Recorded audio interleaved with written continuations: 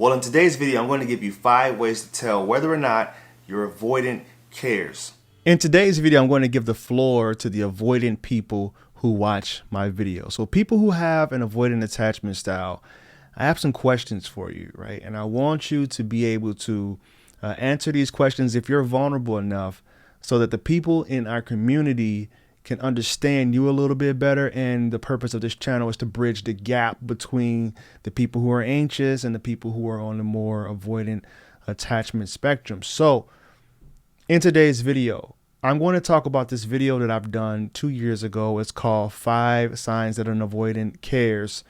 And we're going to be asking you guys in the comment section to participate and let me know if what I said 2 years ago is still relevant today and if this is something that you feel like you can resonate with. But before I even get into the content for today, I want you guys to do me this favor. I want you to hit the subscribe button. All right. Hit the subscribe button because I like having you guys here. I enjoy giving you guys this content and creating this content exclusively for people who are trying to heal and people who are trying to get over someone that they're having a difficult time healing from.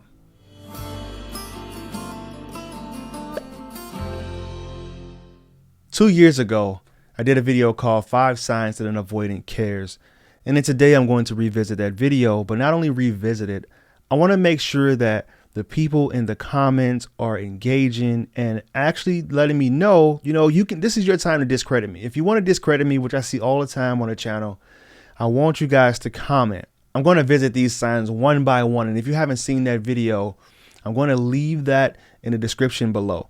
And the very first way that you can tell is they give you their time.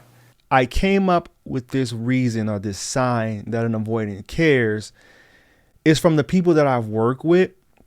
The people who are more on the avoidant side, they would tell me that. They would tell me whenever they feel a little bit too overwhelmed and too uncomfortable, they'll just take that space for themselves. They'll take their time for themselves, and they have a hard time breaking the routine, breaking the schedule that they normally have. Let's say that they have Wednesday night volleyball or something going on with one of their friends. They have a hard time switching that over.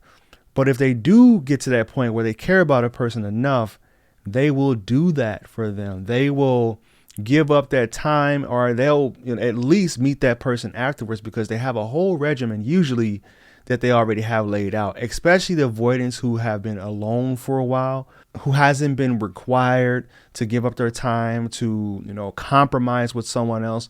That's the first sign that I've seen when an avoidant cares. Now, go ahead and talk about this down in the comment section. I want you guys to let me know if I have valid or if I'm valid or if I have merit there. The second thing that they'll do is they'll offer their space.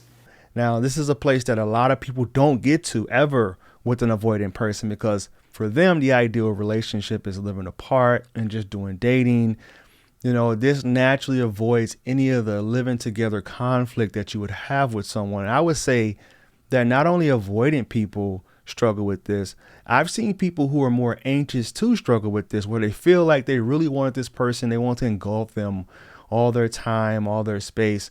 And then when they finally, do start cohabitating, they struggle. They struggle to have their, what looks like their time, their quality time, as well as the time when they need to go out, hang out with their friends. And this is really unhealthy because when you don't have that ideal game plan on how you're going to move in together, what quality time is going to look like, who's going to be doing what on what night, then you may have a lot of arguments to come ahead. They will give you money.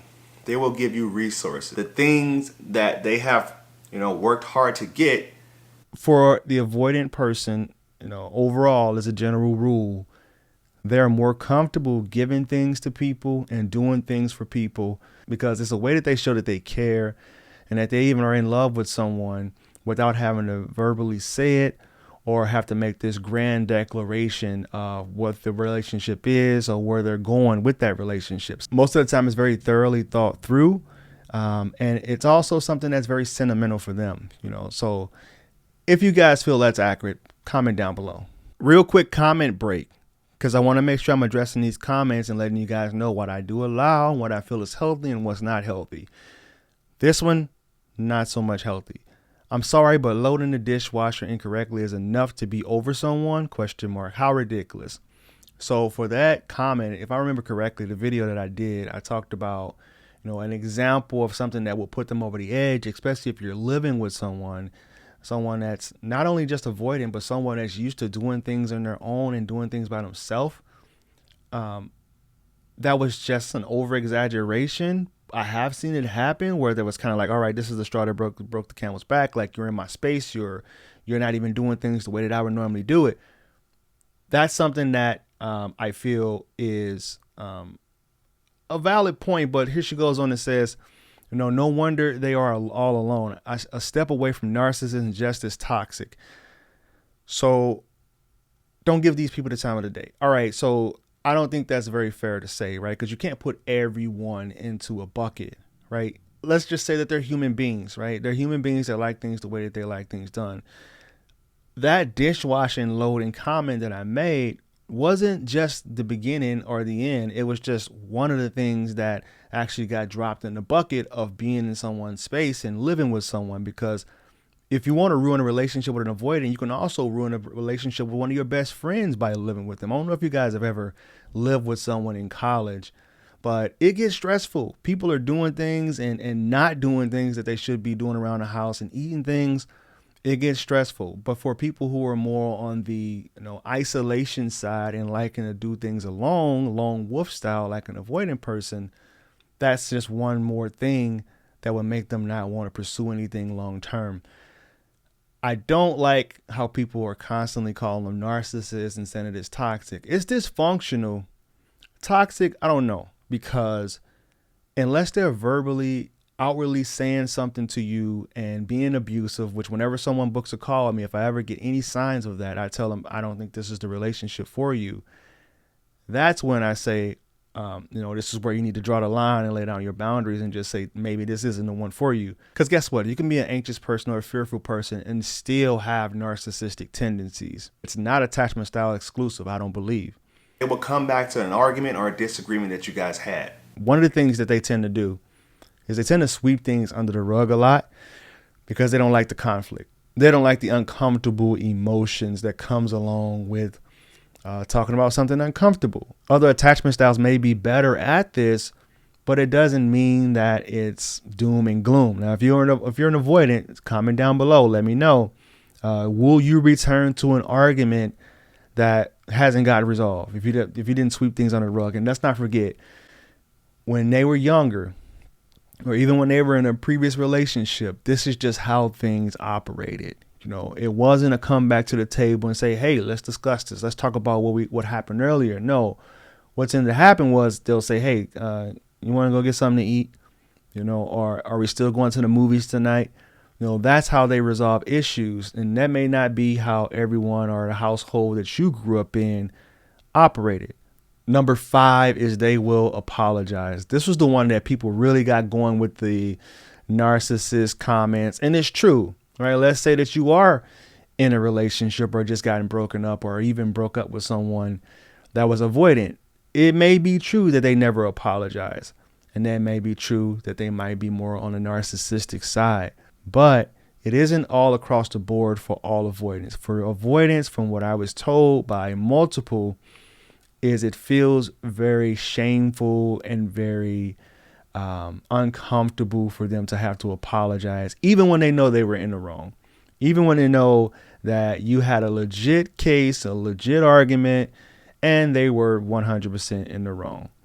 When you do see that they care about you, though, they tend to put that ego to the side and be able to come back and say, look, I apologize for whatever happened, X, Y, Z. So those are the 5 things that I want to revisit about whether or not a person with avoidant attachment style will show up if they actually cared about you.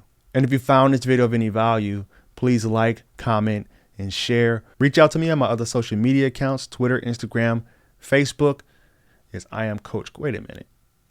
I've been giving you guys the wrong thing for a while now. So Facebook is Coach Court. Instagram is I am Coach Court. And TikTok is I.am.CoachCourt. Thank you guys. And always remember, when you go be love, you'll never have to find it. Namaste.